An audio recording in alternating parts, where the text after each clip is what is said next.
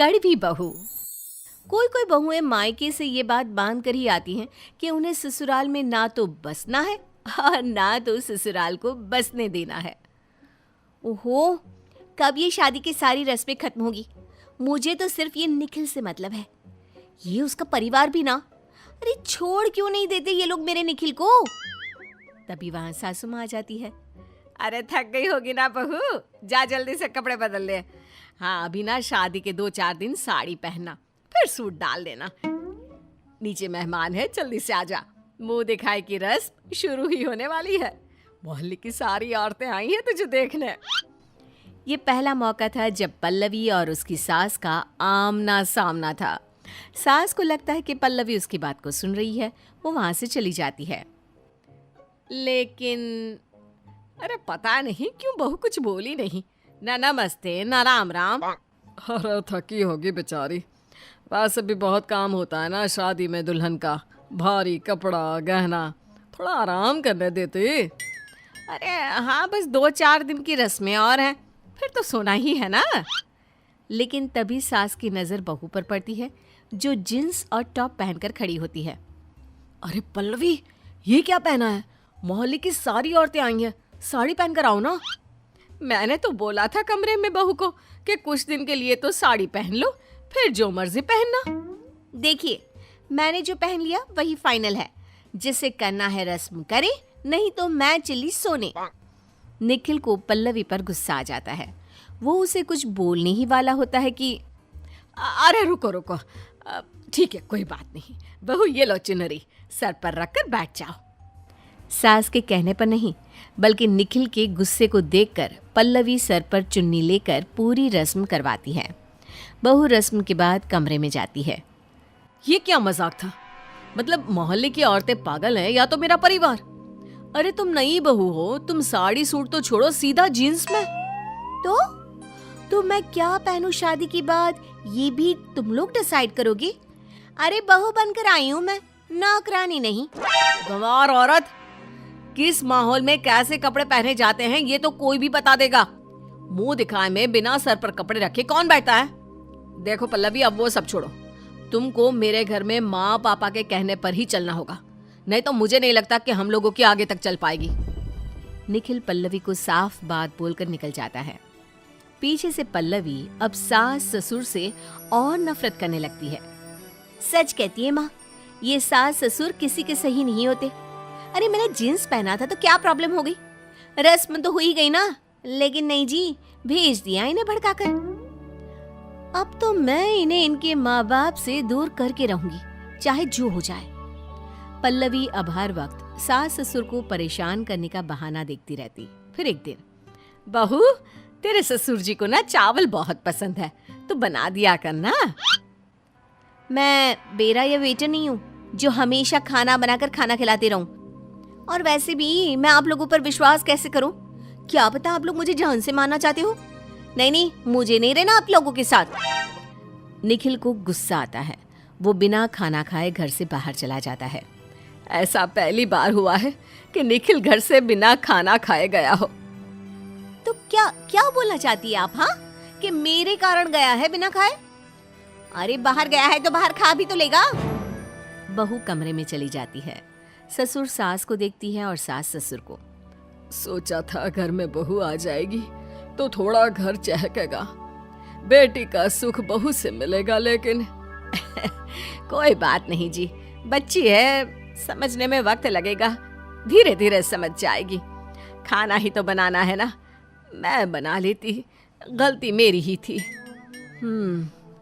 कुछ दिन बहू के साथ अच्छे से रहो, शायद वो समझे कि हम लोग वैसे वाले सास ससुर नहीं है जिससे बहुओं को डरने की जरूरत पड़ती है। सास अगली सुबह बहू को कमरे में चाय देने जाती है। बेटा चाय ले ले बेटा। देखिए, अगर आप सोच रही हो कि चाय लेकर आई हो तो मैं उठ जाऊंगी, गलत फहमी है आपकी। अरे किस बात की अकड़ी यार, क्या प्रॉब्लम है तुम्हें? माँ ने सिर्फ चाय दी थी, ये नहीं कहा कि सोकर उठ जाओ। वैसे ये तो तुम्हें ही अकल होनी चाहिए, शादी से पहले फोन करो तो कब की उठी होती थी। अरे रहने देना बेटा, क्यों बात को बढ़ा रहा है, कोई जल्दी नहीं है। बहू जिस दिन घर को अपना समझ जाओ ना, तब से ही घर को अपना लेना। वैसे भी नई जगह में खुद को ढालने में वक्त लगता है, समझती हूँ मैं। सास ये बोलकर वहां से चली जाती है। सास के जाने के बाद देख रहे हैं, हाँ देख रहे हैं अच्छा बनने का नाटक कैसे किया जाता है।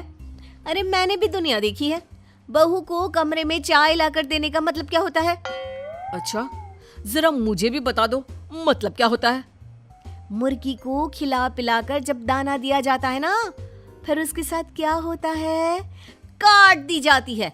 ससुराल में यही होता है, पहले प्यार और फिर परेशान करना। लड़की सीधी होगी तो जिंदगी भर रोती रहेगी, नहीं तो काट दी जाएगी। हैरानी होती है तुम्हारी सोच देखकर पल्लवी। मैंने कभी नहीं सोचा था कि तुम इतना छोटा सोचने लगोगी। जो सोचना है सोचो, मैं इन लोगों के साथ नहीं रहने वाली, चाहे जो भी हो जाए। निखिल को समझ में नहीं आता कि वो क्या करे।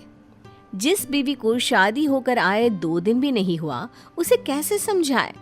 निखिल ऑफिस चला जाता है, जहां वो परेशान सा रहता है कि क्या बात है निखिल, परेशान सा क्यों लग रहा है? सब ठीक तो है ना?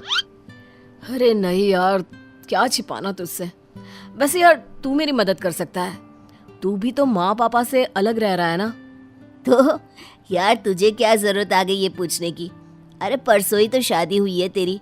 मैं कम से कम 2 साल तो साथ रहा था, लेकिन जब मामला बिल्कुल हाथ से निकलता लगा तब मैं अलग हो गया।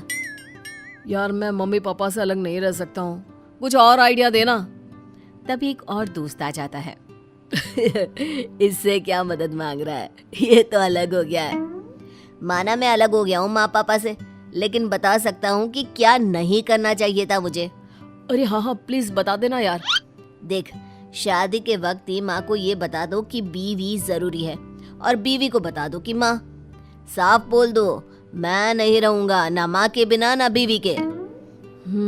सही बोल रहा है, लेकिन अगर बीवी या माँ नहीं माने तो क्या करूँगा? फिर तू देख ले यार। निखिल घर आता है, जहाँ आज बहू के साथ माँ का भी पारा हाई होता है। बेटा देख ले, बहू ने तो आज सारा दिन घर क्या पूरा मोहल्ला सर पर चढ़ा रखा था। अरे बेटा मैं शांति से जीना चाहती हूँ। बेटा तू बीवी को लेकर चला जा, जहाँ वो बोले वहाँ चला जा। अब आई ना बढ़िया लाइन पर। कब से बोल रही थी, तब कान में जूं नहीं रेंगी। मैं किसी भी हालत में ये घर और अपने माँ बाप नहीं छोड़ूंगा। और मैं नहीं रहूंगी इन लोगों के साथ। मैं भी अब इसके साथ नहीं रह सकती। मैं अपने घर में शांति से रहना चाहती हूँ। निखिल अंदर आता है और अपना सामान पैक करके निकलने लगता है। अरे मेरा सामान? मैं क्या जानूं? वैसे भी माँ, तू मुझे अलग रखने के लिए तैयार है तो जा रहा हूँ मैं।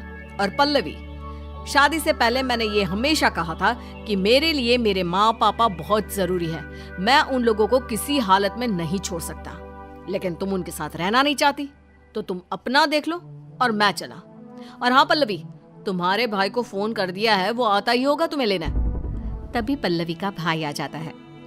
चलो बहन घर चलो, सास ससुर के साथ नहीं रहोगी तो माँ बाप के साथ रहो, लेकिन यूं जीजा जी को परेशान ना करो। अब बहू को अकल आ जाती है कि इस तरह से तो वो ना घर की रहेगी ना ही घाट की। अब